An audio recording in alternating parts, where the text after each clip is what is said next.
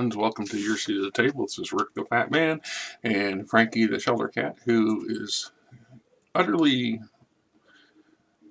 interested in something out the window over there. She's over there chattering. So there's either a bird or a squirrel just outside the window, and she is really paying attention. So maybe she won't come over here and pester me doing this. Yes? Okay.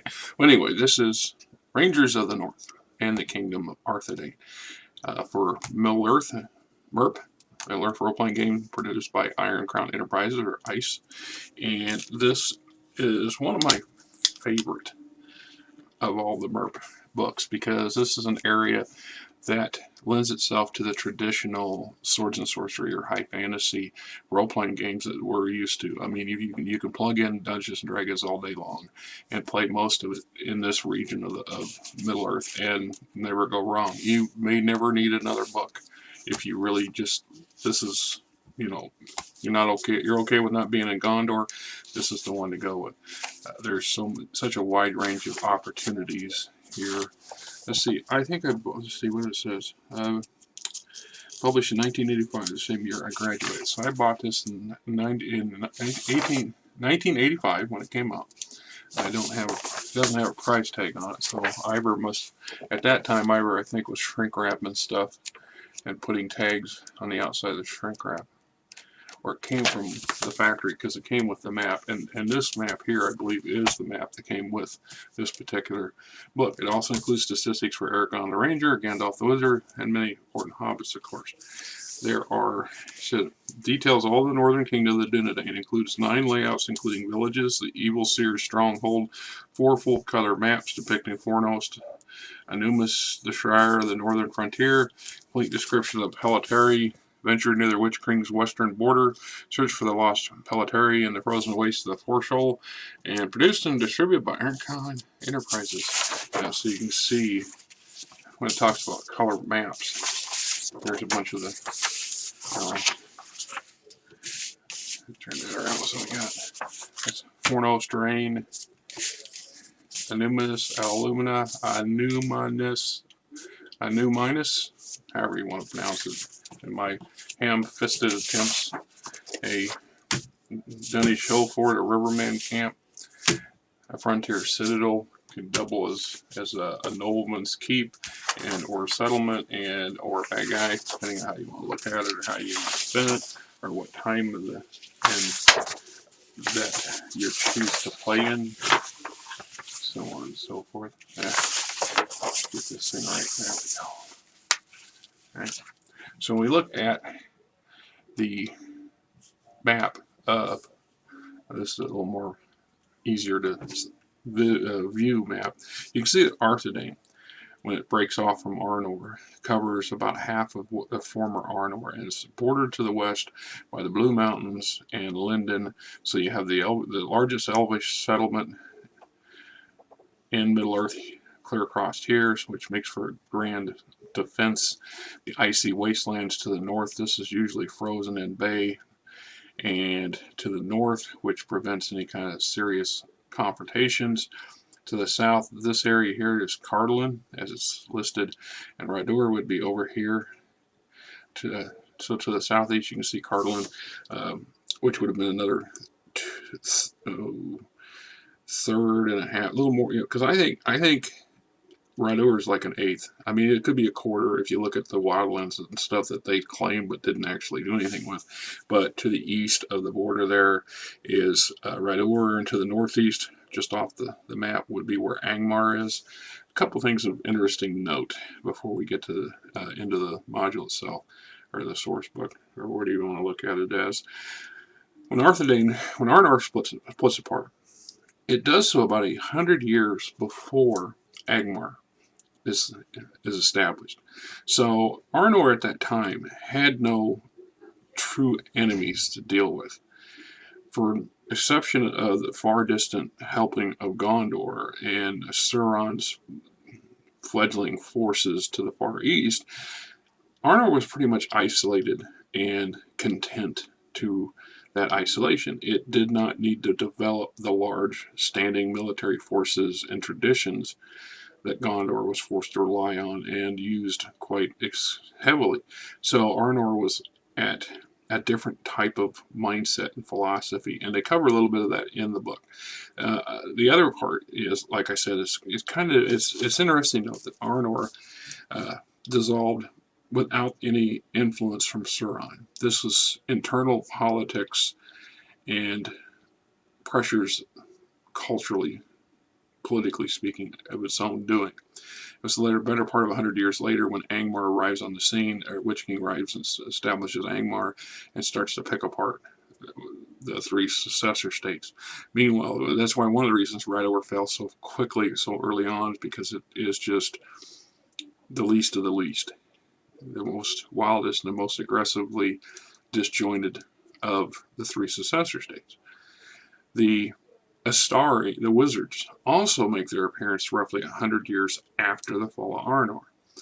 And I sometimes speculate, this is just speculation, that the reason the Valar initiated, one of the reasons that weighed on the Valar's decision to send the Astari to Middle-earth to confront the rising powers of Sauron, Sauron, is that they note that Gondor, while it's powerful and strong, is eventually not going to be able to stand up to the might that Sauron can bring to bear.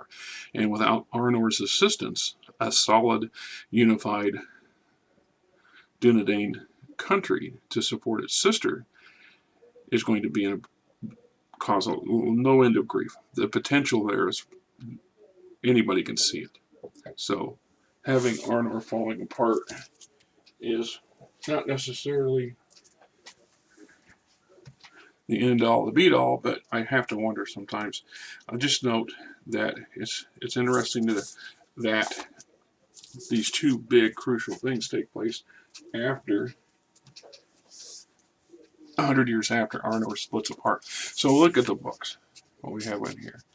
One of the reasons I like this one so much is we have introduction to the region, Arthedain, the land, the various divisions, Niniel and the hills of Evdam, the Barden, the Brandywine, the North Downs, Southern Arthedain of the Shire, the Weather Hills, White Downs, Blue Mountains, etc. A lot of these are mentioned in The Hobbit and briefly in The Lord of the Rings, but a lot in The Hobbit. Flora and fauna, the inhabitants. What I like about it is that it includes a history of the Dunedain, somewhat on Numenor and the island itself, the Numerians themselves, a little more in-depth on the Palantir, the Seeing Stones, the rise of Numenor, the fall of Numenor, founding the realms in exile. It establishes that many Dunedain had moved to Middle-earth prior to the fall of Numenor. This has established why that, for a number of reasons, but it helped establishes why Arnor and Gondor is much more robust and Dunedain blood than what would be implied by the 15 ships or the 9 ships or whatever it was that set sail. Then we have a breakdown of the kingdom of Arnor itself, more specifics. Then we get into when the birth of Arthedain, Carnal, and Rudder occurs. We got Arthedain culture, social structure, its scattered people, the more divisions in the people. And we get a little bit of the society of each in the breaks. So you got the losses to the north of their version of Eskimos, Freelanders to the east, the mysterious rivermen, later the hobbits that arrive and their destiny and the founding of the Shire, etc., etc. The arrival of Gandalf. Politics and power in Arthedain, the wars of the Witch-King of Angmar, Great Invasion of 1409. This is the beginning of the end for all of them. Rhaegar has already fallen as a client state. 1409 sees shortly after 1409 the forces of Angmar and Rhaegar launch into a battle with Cradled and kill the king and the Cradled king and his son, and creating utter chaos in Cardlin as a country, which then quickly dissolves and is overrun by portions of Angmar's forces. But more importantly, it just ceases to exist. The country dissolves on it, falls apart. We have one on the Arthedain military structure.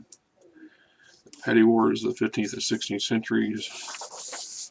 Politics of war. It's an interesting note. So Arthedain clinged to what was left of the war after the wars of 1356 and 1409. Frequent border raids and constant skirmishes marked these sorrowful years. The so-called petty wars, which serve as a constant reminder of the evil residing in the hungry lands beyond Arthedain's thinly stretched defenses. It's the points where Arthedain and what's left of Cardland start poking at each other, trying to control who's going to control what. It's also the period of time roughly when the hobbits show up in mass and settle the Shire.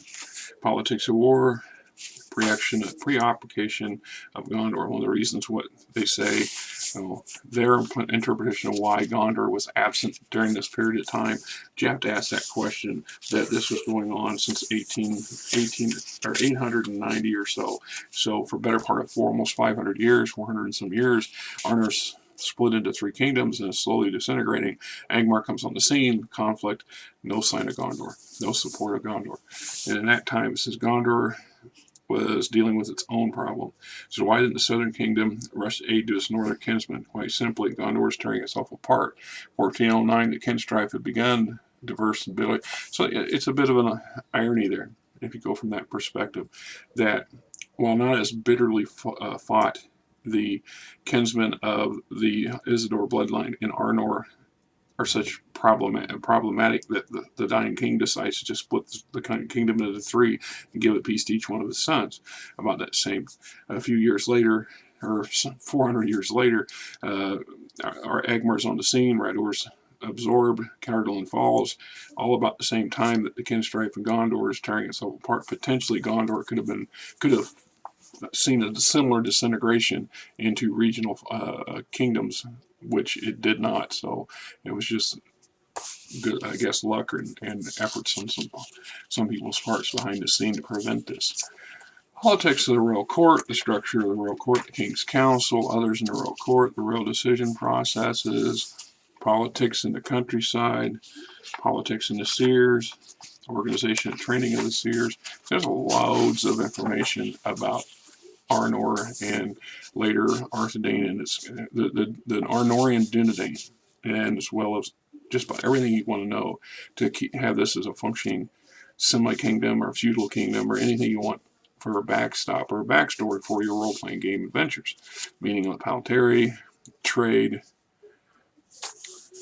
places of note, the 2 capitals, Weather Hills, Bree once again, the Bonnet, Carlin's Barrow Downs, White Towers to Shire, an internal map, which gives us a little better idea of you may or may not be able to see the border divisional lines, but they're marked and numbered.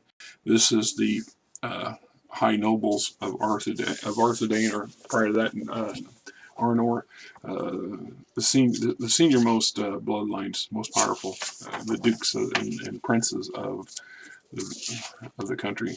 Then we have a typical village, the villager Rude. And here, Rude stands in stark contrast to Bree and Fornost, once a buzzing oasis at the junction of the Old King's Road and the River Brandywine. Rude appears to be dying. Most of its 100 stone houses are abandoned and littered. Rats and mice. Okay, so this particular little village is set for a setting to be used as role playing. It predates the settlement of the Shire, because we know where the King's Road meets the Brandywine. There's hobbits later, so the Grey Havens, North Downs, the North at other times, tenuous ties to Gondor, Third Age 1640 to 1974, the fall of Arthedain in 75, the flight of the king. We have an unbroken bloodline from the Isildur and his son, all the way down to eventually Aragon II, as we know, Strider. So we got the kings of Arnor, the kings of Arthedain, the last king Arthedain, the chieftains of the north of the Rangers, concluding with Aragon II. So, The icy death of Ardui is the last king of Arthedain flees with the Palantir as Angmar's forces overrun the country, just as the Elves and Gondor finally get their act together and arrive to defeat the Witch King, but too late to save Arthedain as a country.